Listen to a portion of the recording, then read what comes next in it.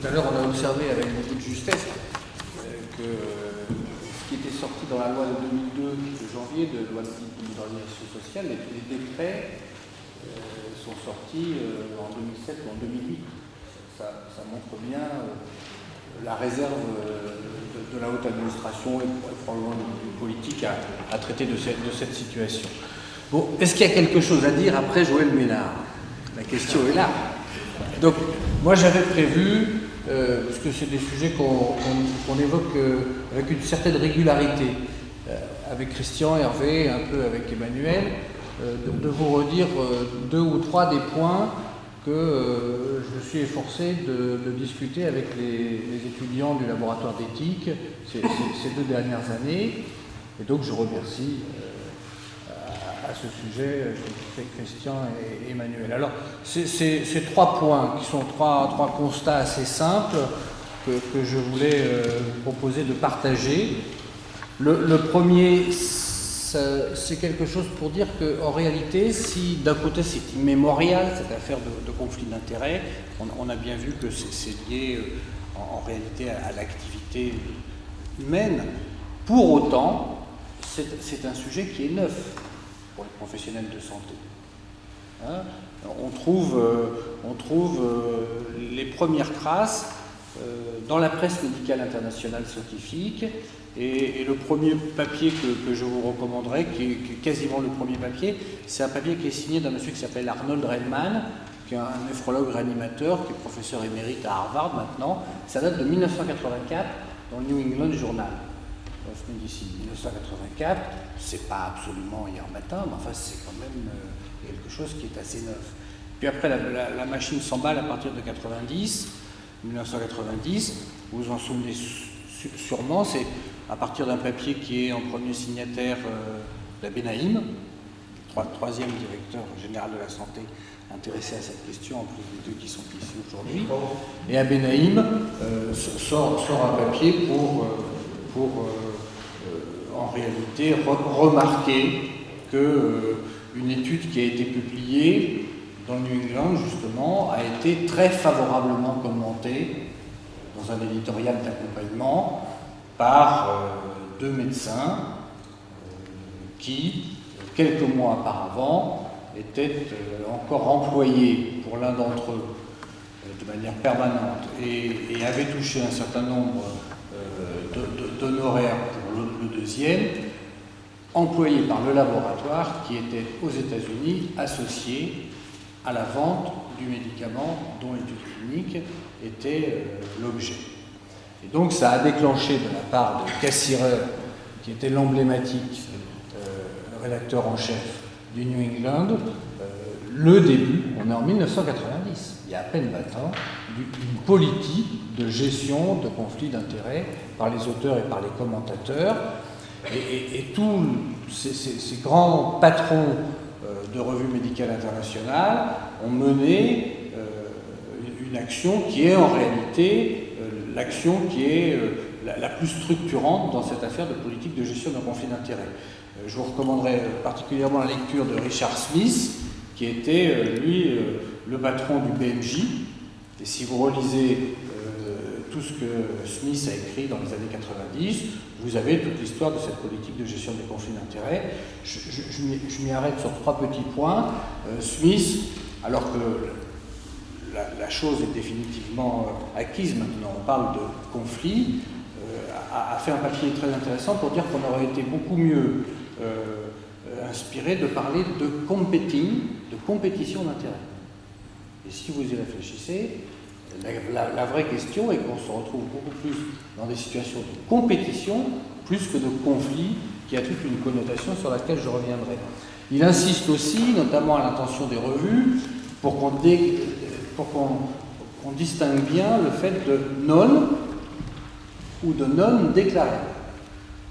Et vous avez en ce moment des tas de confusions dans la presse médicale scientifique par l'emploi encore inapproprié, soit de n'a pas déclaré ou n'a pas déclaré de conflit d'intérêt, ce qui n'a pas naturellement la même signification. Et puis la troisième petite remarque que je sortirai de ce qu'a fait Richard Smith sur ce travail, c'est de dire quelque chose qui a été repris par plusieurs des intervenants, mais de dire que on est en ce moment dans une situation où en réalité, pour la majorité de ceux qui peuvent publier ou parler en public ou dans des cénacles scientifiques, le fait de déclarer ce qu'on appelle un conflit d'intérêts revient à une sorte d'aveu de culpabilité. Et ça, c'est absolument terrible. Alors on le voit, moi je travaille un peu dans une revue française, au comité de rédaction. Je peux vous dire que depuis 2 mois, là, évidemment que les auteurs de textes, qui sont de textes à visée plutôt pédagogique, donc ce n'est pas des études cliniques qui sont reproduites, mais alors là, les auteurs, ils déclarent. Des pages et des pages et des pages et des pages. Mais ils accompagnent souvent leurs déclarations de petits mots, et il y a une souffrance absolument terrible. Il y a une souffrance terrible parce qu'ils disent, bon, je vous dis toute une série de choses me concernant, mais je vous assure, je ne suis pas coupable. Et là, on voit bien que tout ça ne peut pas durer comme ça, il va falloir qu'on évolue. Je vous dis aussi un mot de Catherine De Angelis. Catherine De Angelis, c'est la vice-doyenne de la Johns Hopkins aux États-Unis, et ça a été, pendant presque une dizaine d'années, la rédacteure en chef adjoint du JAMA.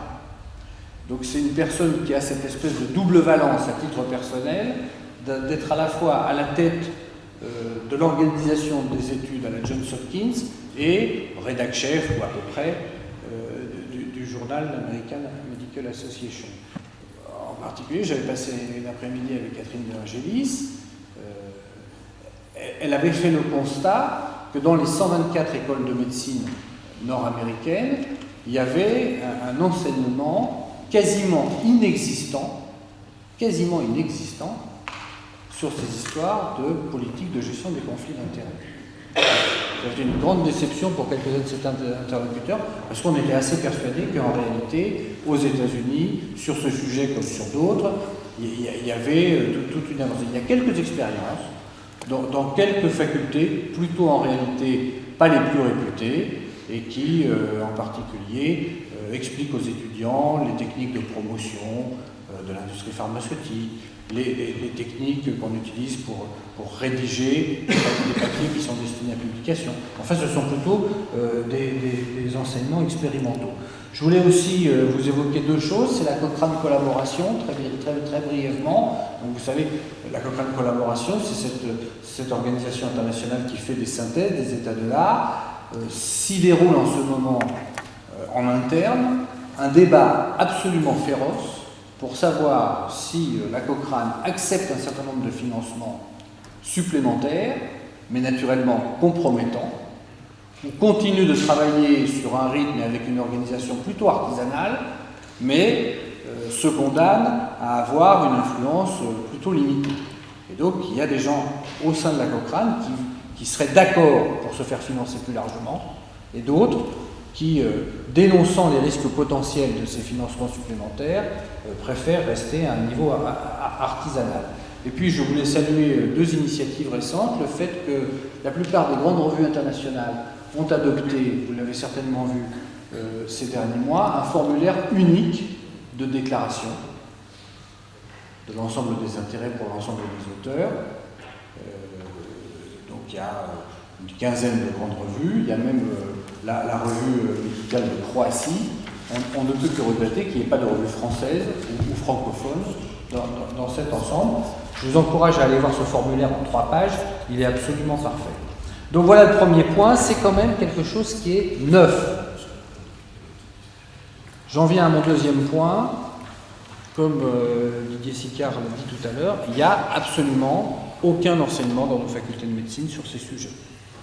Alors ça ne veut pas dire que ici ou là, en fréquentant tel patron, tel service, on n'a pas une information tout à fait intéressante là-dessus, mais il n'y a pas d'items dans les programmes qui sont notés là-dessus. On peut espérer qu'avec l'institution du LMD, soit dans le cycle de licence, soit dans le cycle de master, dont les programmes sont en train de se constituer en ce moment, on pourrait avoir, sur des formes qui sont à discuter ces séminaires qui permettraient, parce qu'en réalité c'est beaucoup plus de ça qu'il s'agit, de faire partager aux étudiants ces valeurs, cette culture, cette loyauté qui permet de gérer plus habilement les choses. Je terminerai ce deuxième point sur la culture en indiquant qu'on a avec quelques collègues une sorte de diplôme que presque tous les futurs PUPH de Paris en particulier, mais également de fac de province, sont cordialement invités par leurs doyens à suivre dans l'année ou dans les 2 années qui précèdent leur nomination. On a mis dans ce DIU un séminaire d'1 journée sur les politiques de gestion des conflits d'intérêts. Pour cette cinquantaine de jeunes collègues futurs PUPH, ce séminaire d'1 journée est une découverte.